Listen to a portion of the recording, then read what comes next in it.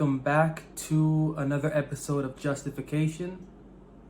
Thank you again for tuning in with me to this subject and to this channel, Preach the Word Network, which before I start, I just want to give a lot of credit to, because the things that I have been saying have not been of the norm and have not been of a traditional thought, but have been outside of the scheme of religious tradition. And for that, the network is staying true to its name, which is Preach the Word. And from the people reaching out to me, the messages I get and the emails that I get, there is a wanting for what the Bible's words are.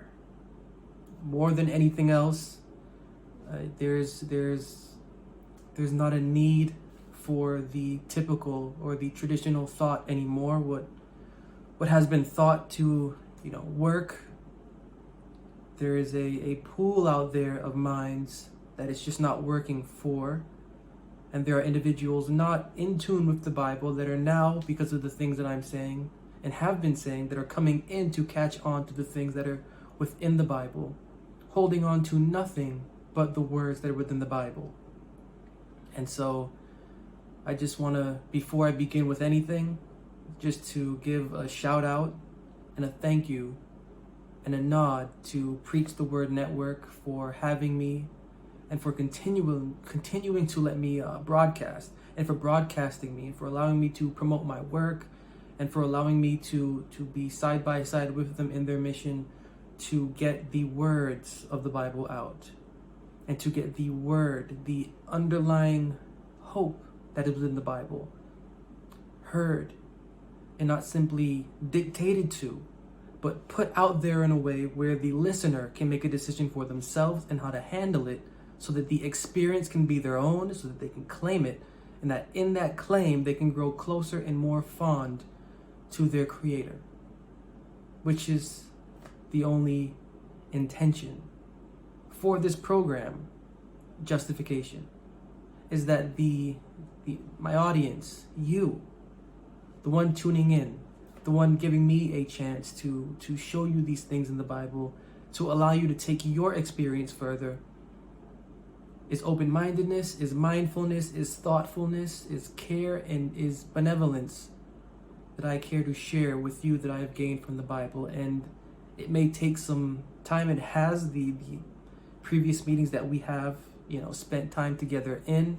It has taken time to build up to this point where now we can discuss the doctrine, we can discuss the philosophy, we can go into it, and we can hear more of what the Bible has to say for its own self, instead of continually repeating and enlarging, which is what we've been doing for the last two meetings.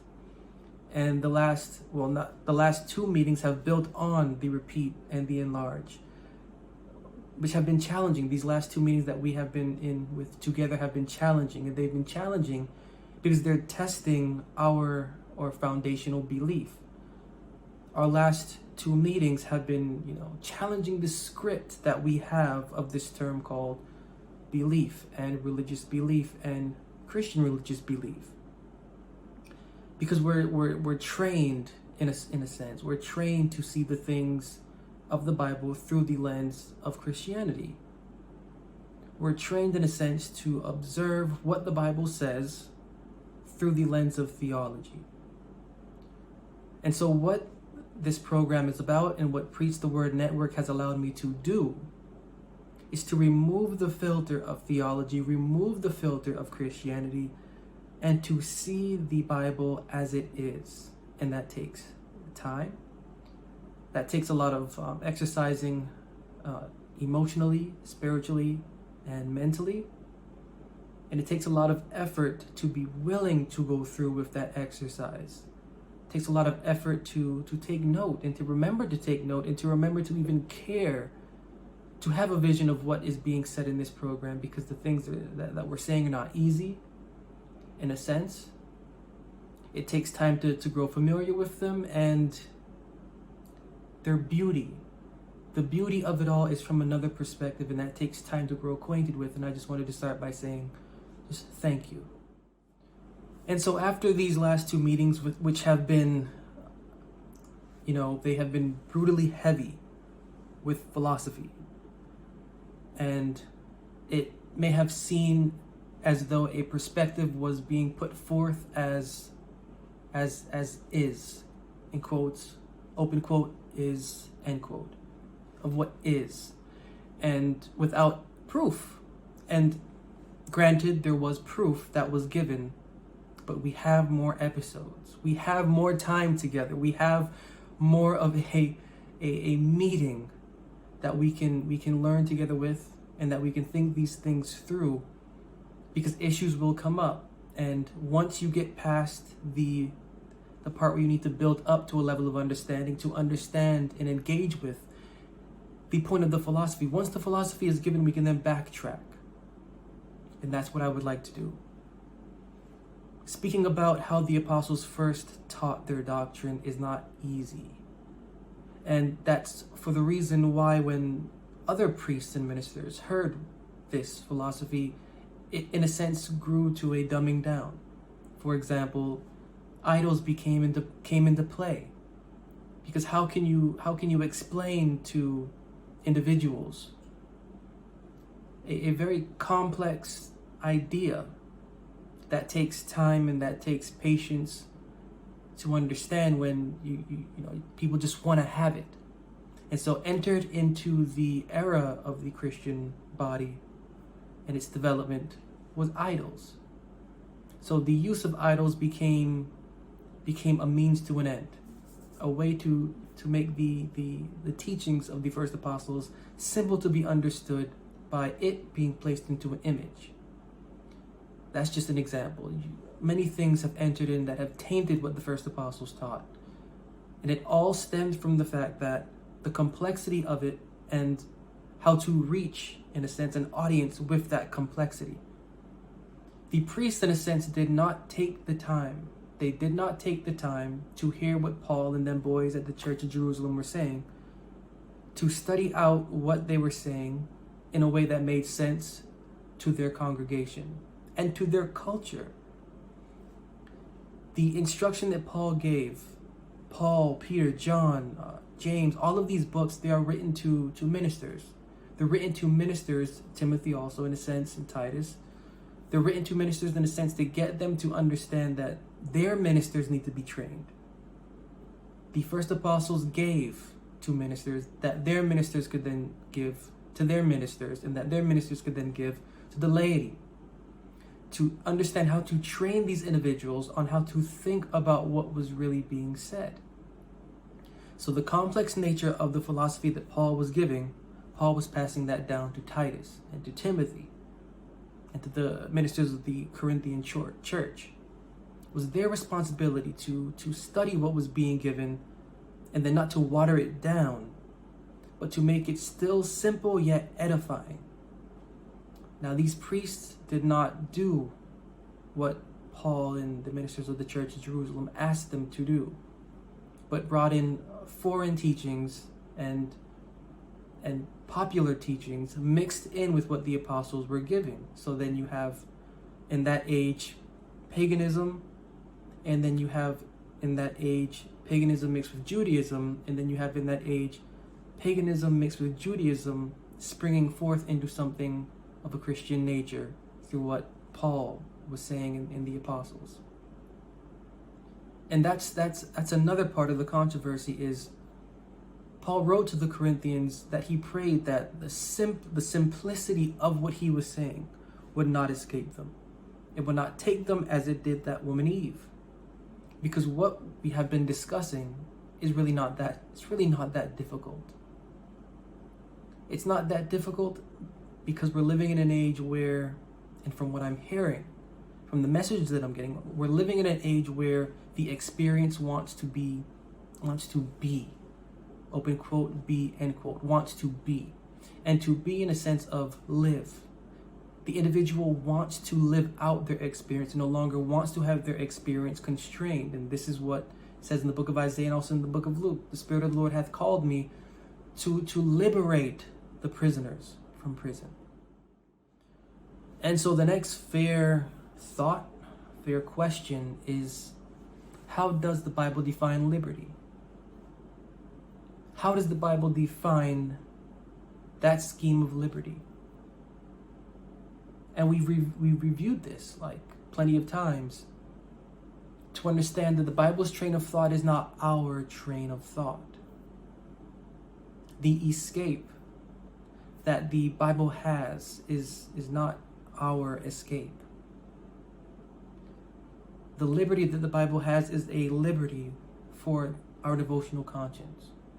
Our conversation's conscience is to be liberated, as Paul says to the Ephesians, from our former conversation and from the old man of that conversation, or the old mind of that conversation. Our faith's intellect is to be liberated from the barriers, from the limitations, from the box that our traditional thought and from what our denominational understanding is placing it in. The crucifixion of that body is, in essence, the illustration of that liberation that the Bible is in referencing. To see that body crucified is to see not a physical body crucified. This is not what the first apostles thought, or believed. To see that physical body crucified, in a literal sense, is to see that individual as accursed of God. So in no sense should we be as Joseph of Arimathea, begging and pleading and craving for the body of the man, because according to scriptures, everything associated with that physical body, everything, the man himself, accursed. Now the apostles thought higher than this, right? They thought better than this. There is absolutely no way that this individual could be accursed of the living God if point by point he fulfilled the criteria of what the words of the living God are that Moses predicted in the book of Deuteronomy that he should give. This individual gave the underlying philosophy that is within the Bible and that is within the living God's devotional character. This is why he was crucified. He was crucified because his doctrine was atheistic. It was atheistic because it canceled the traditional scheme of what, open quote, God, end quote, is, of what God is. He canceled it, he challenged it, and he didn't just cancel and challenge, he revived it and thought to refresh it for the age, because the age was the age for taking that step beyond the former conversation, which was a practice dedicated to routines, baptisms, rites, beliefs on theories, creeds, policy standards and rituals, and so on and so forth that we today know make up what religion is.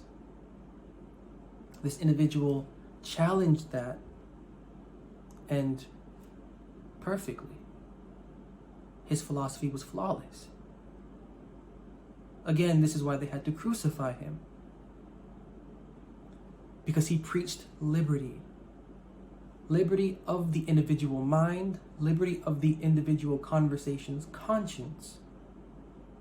Out of and away from and regenerating from the box that our conversation inherits or willingly adopts because it feels that that's all there is in existence. And so this liberty in the book of Psalms 50:23, this liberty is so articulated. The book of Psalm, verse 50:23, Psalm 50:23, whoso offereth praise glorifieth me. And this is the point I just want to highlight of what's going to be said next. Psalm 50:23, whoso offereth praise glorifieth me. And to him that ordereth his conversation aright will I show the salvation of God. And so here is the narrative.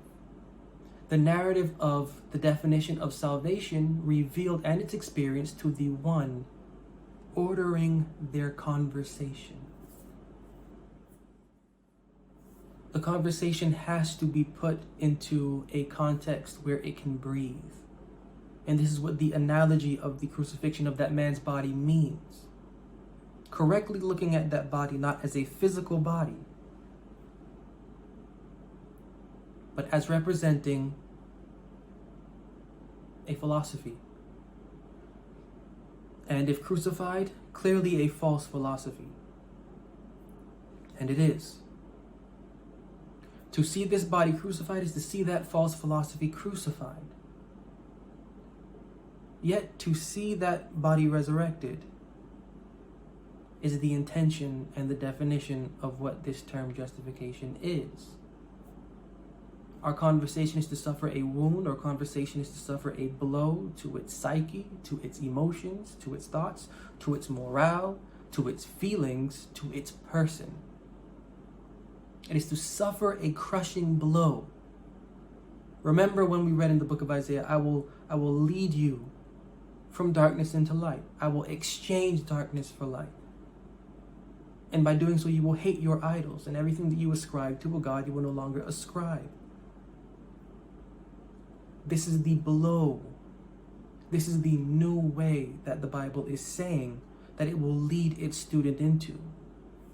Our faith's intellect, our experience, our hope in our denomination's intention, our hope in our religious tradition's scope,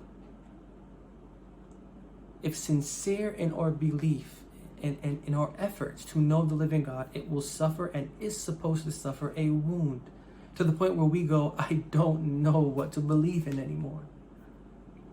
I don't know where to go. I am lost. That's the most beautiful feeling and sentence we can say. Because it shows that the living God is with us and that the living God is working with where we are to get us to where we should be. Everything, you go through the stories from Matthew to John, the healings and everything else points to the direction of regeneration. Get away from looking at these figures as literal and look at them as the analogy that they are written in. Remember, this is a literary work, Matthew, Mark, Luke, and John. A literary work that was written 40 some odd years after the fact. And I'm being generous. I'm really being generous with that timeline.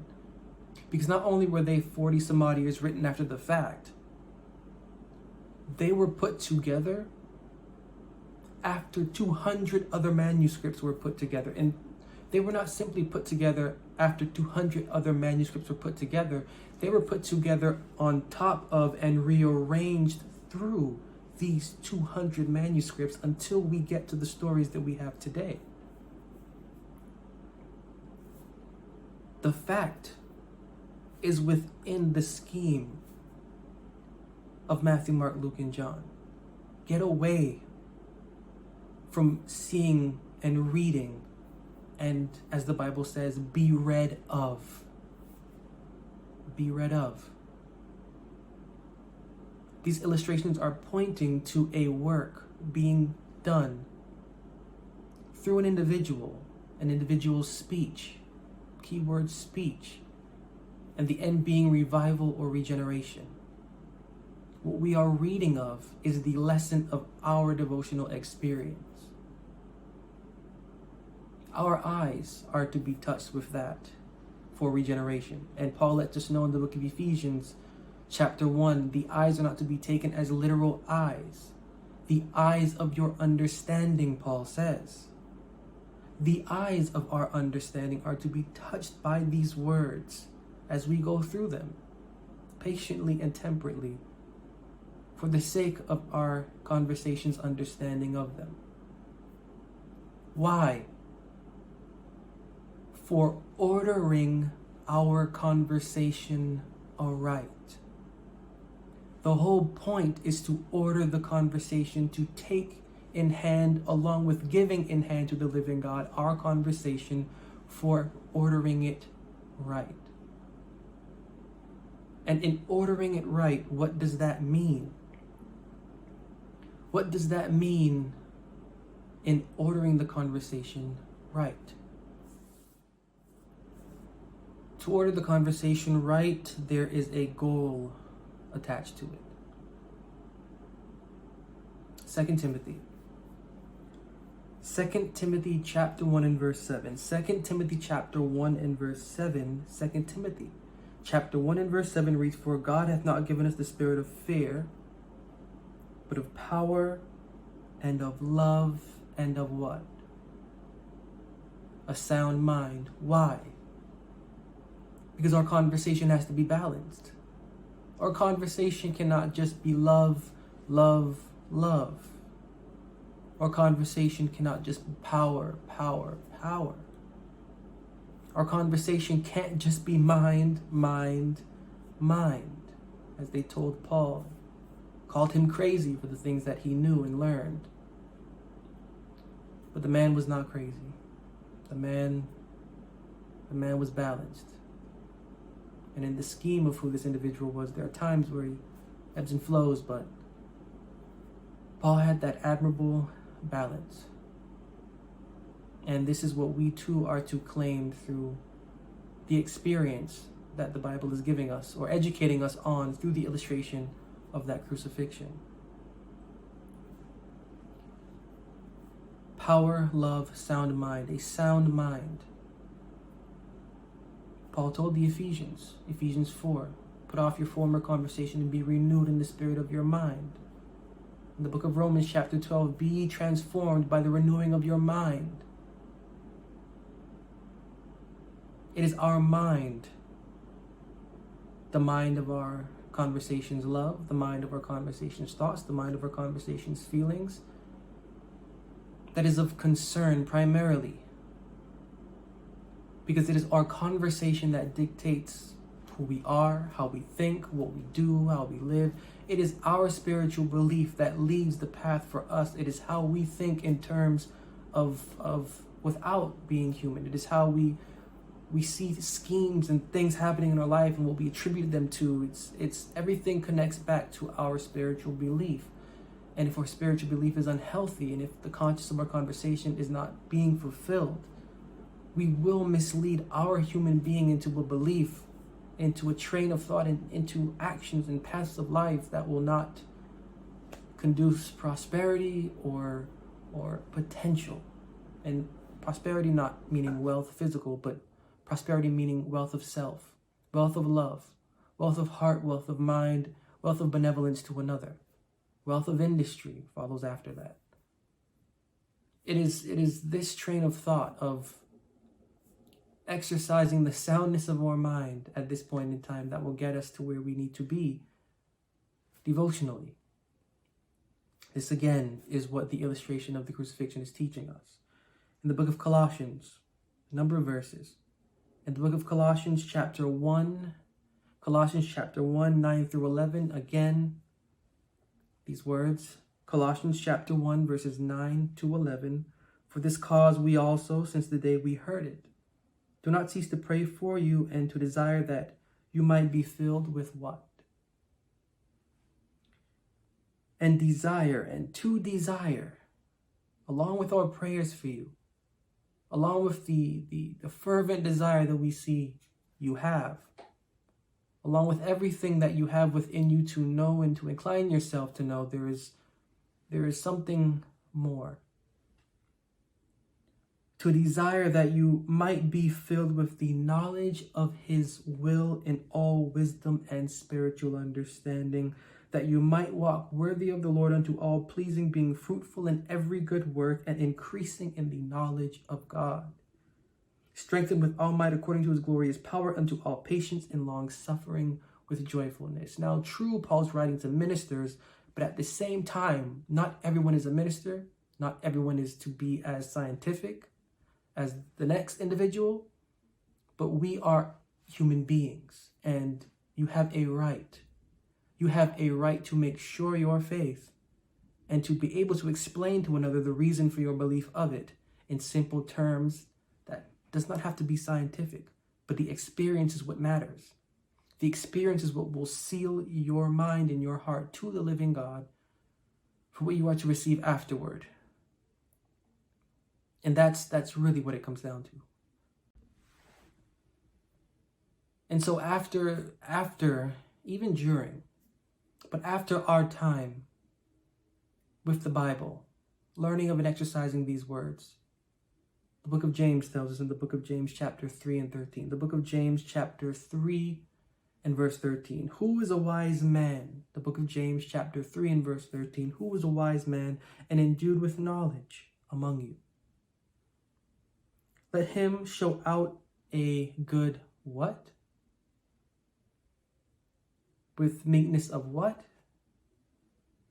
Let him show out of a good conversation his works with meekness of wisdom. Again, from the beginning of the Bible until the end, the trend does not change. The Bible's concern is for our conversations, thoughts and feelings, our conversations, conscience. Our conversation is to be bettered. Our conversation is to be healed. Our conversation is to suffer a death, and our conversation is to suffer a resurrection.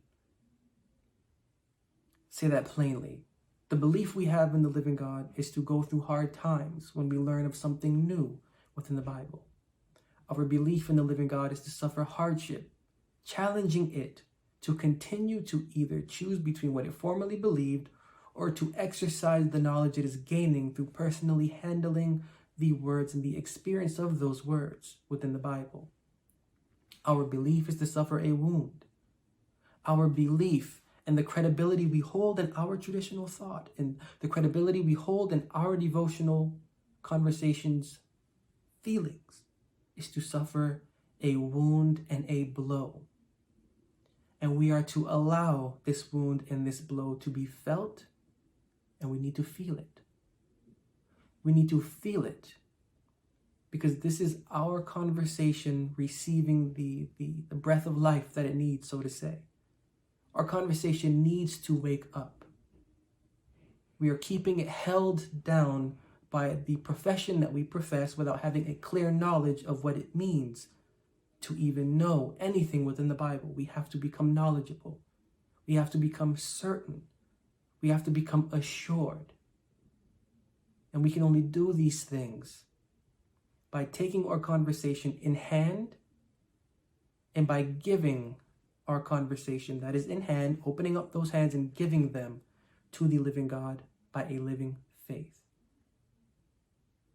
By a living faith, simply giving.